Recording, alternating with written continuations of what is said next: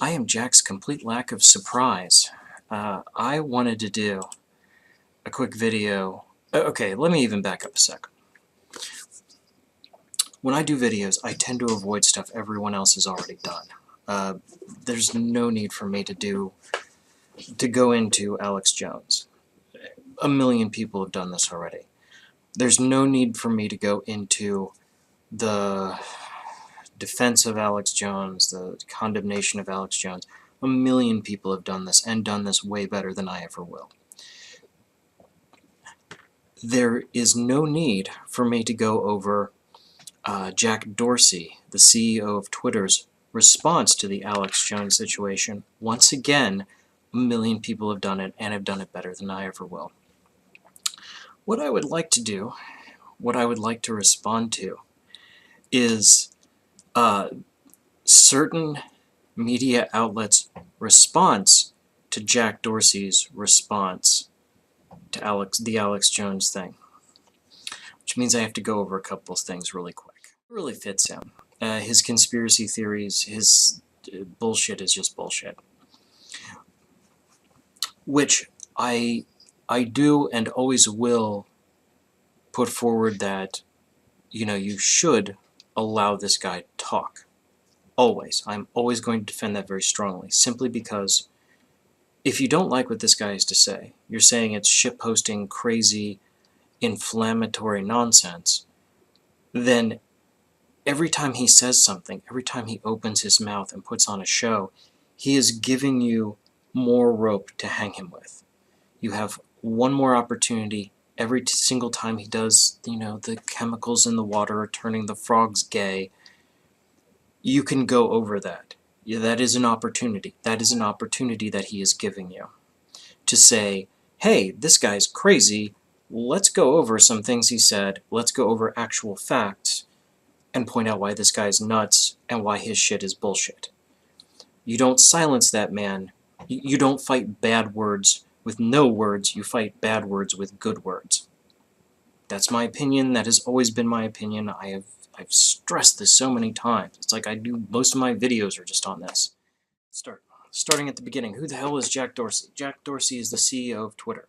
So the Alex Jones situation, as it falls down, looks something like this. Alex Jones says a bunch of bullshit all the time.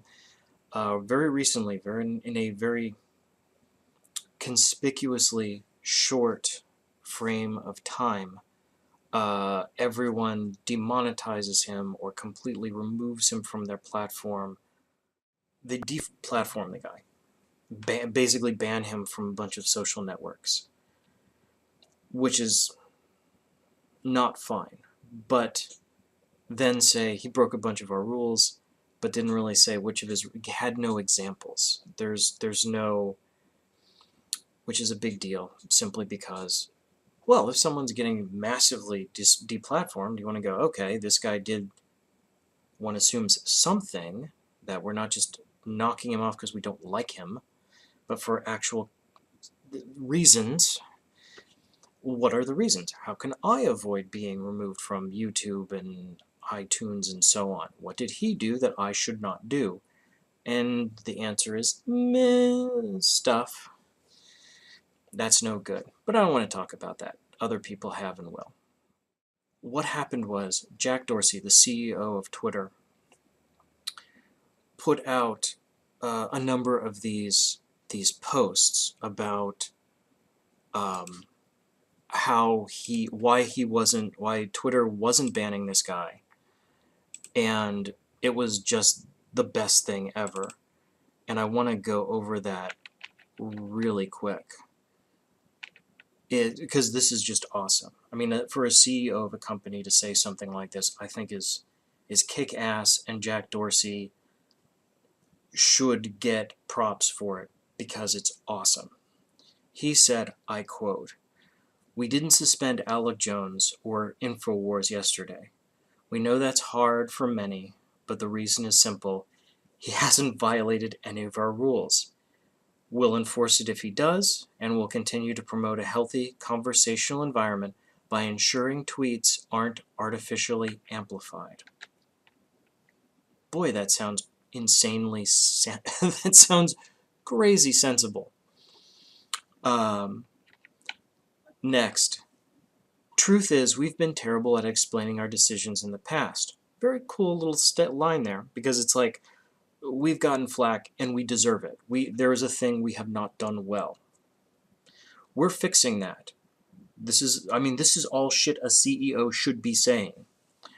We're going to hold Jones to the same standard we hold every account, not taking one-off reactions to make us feel good in the short term and adding fuel to new conspiracy theories.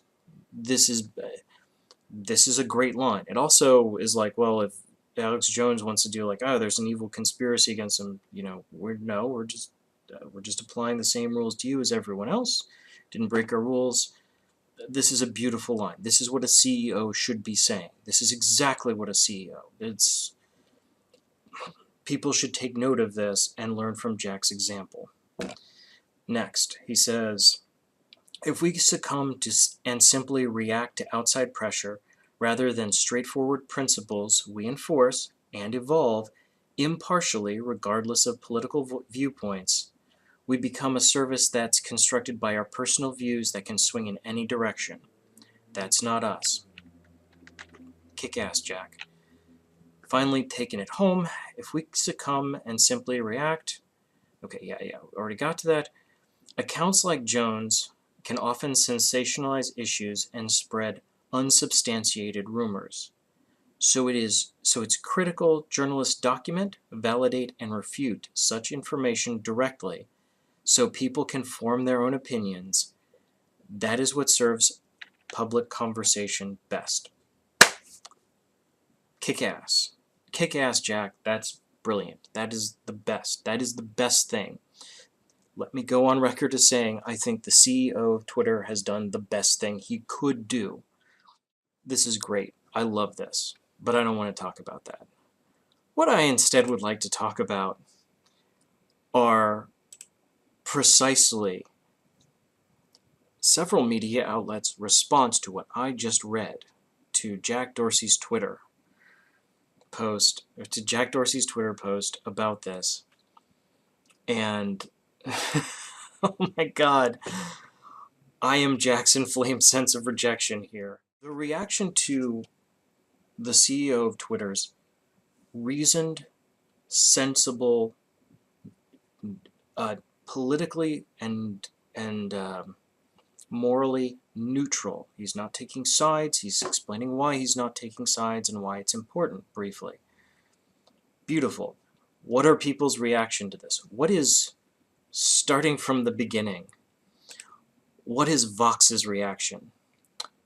Twitter's stance on InfoWars' Alex Jones should be a moment of reckoning for users. The site has arrived at a moral crossroads, and it's choosing the wrong path. So, moving on to The Verge here. They have posted an article that says, and I love how none of these say they're opinion pieces. I've seen a couple defending him, but they're all listed as opinions. This, the one from Vox, this one from The Verge, they don't say these are opinion pieces. These aren't op-eds. They're just saying as fact. As fact, Twitter won't publish Alex Jones for his past Twitter behavior. What some call hate speech was legal under Twitter's old rules, its head of safety says. Yes, it's under their old rules. All of his old stuff is perfectly legitimate and legal. Twitter has said that they're an evolving platform, that their rules have to change to accommodate their base and new things they learn and so on and so forth. So just, if you don't like his stuff, for fuck's sake, it's Twitter. Just don't subscribe to him. And if you really have that big of a bug up your butt about it, do exactly what I'm doing and just respond to it. This is a bunch of bullshit. Here's why. More from me in a minute. Moving on. Gizmodo. I mean, I love how, like, the headlines themselves. Once again, I cannot stress this enough. This is not, I am looking at Gizmodo's website now, gizmodo.com. Not listed as opinion, not listed as some sort of reaction. News. The headline here says news. Twitter CEO defends Alex Jones defends giving Alex Jones a platform to spread his lies. And this is not a hit piece on Alex Jones, even. This is very clearly a strike against Twitter. Like, how dare they not censor people that we disapprove of? I disapprove of him. I don't want him censored. Like I said, every time someone says something stupid, that's just an opportunity to refute them. I don't want Alex Jones to have fewer opportunities for us to refute nonsense. I mean, really, my thing is, I can't believe that there are people who think themselves journalists, pretend that they are legitimate journalists, saying, hey, we demand that it is a factual, as stated as fact, that there should be more censorship, that we applaud censorship. You're not a journalist. I'm sorry. That is so loaded. That's such bullshit. You are yourself spreading nonsense. Don't pretend otherwise. Anyway, last one. Once again, The Verge. This one by Laura Hudson. Once again, I'm looking at this. I don't see anything that says this is an opinion piece. This is quoted as news. As news, a fact. Twitter is wrong. Facts are not enough to combat Alex Jones. Jack Dorsey thinks unfettered speech will save the world, but all evidence says it won't. Once again, this is not presented as an opinion piece. This is presented as the cold, hard facts. When you're arguing against facts. I mean, so what is the opposite of a fact? If facts aren't enough, then obviously we need something that isn't fact. That would be, well, what is not fact? Opinion. Or blatant lies. Those are what Hudson here wants us to, what Laura Hudson wants us to use. That's what she says. All evidence. But all evidence. Quote, but all evidence says it won't. You know, what we need is more opinion, knee-jerk reactions, and fuck facts. Facts aren't good enough for Laura Hudson and The Verge. This is why I had to do a video. Like I said, all this other stuff, the actual build-up to this, other people have done much better and do. And I encourage anyone to go look for information on this, particularly Jack Dorsey's end of this, because it's interesting. And the Alex Jones thing, I mean, other people have said it better than I will. But these three channels in particular, The Verge, Gizmodo, and Vox here, you don't make believe you're journalists. You're very clearly not. When you're railing against facts. I'm not being hyperbolic. Literally, Laura Hudson from The Verge is railing against facts and is saying, as fact, that facts aren't good enough. I want to do more on this later, but I have to point this out. This is ridiculous. If you've come to the point where you don't think people having a legitimate discussion is good enough for you, you want to control the world in such a way that your moral opinions and feelings and just off-the-cuff reactions should supersede facts and legitimate discussion. Don't pretend you're a journalist. Don't pretend you're some sort of reporter or anything like that. You are not. You are calling for hysteria. You are calling for witch hunts. You are calling for censorship. You are the opposite of what a journalist should be. You are a journalist is this thing over here. You are as far removed from that as it is possible to be. Shut the fuck up. You're full of shit. And that's my opinion on that. I've gone on long enough. Thank you.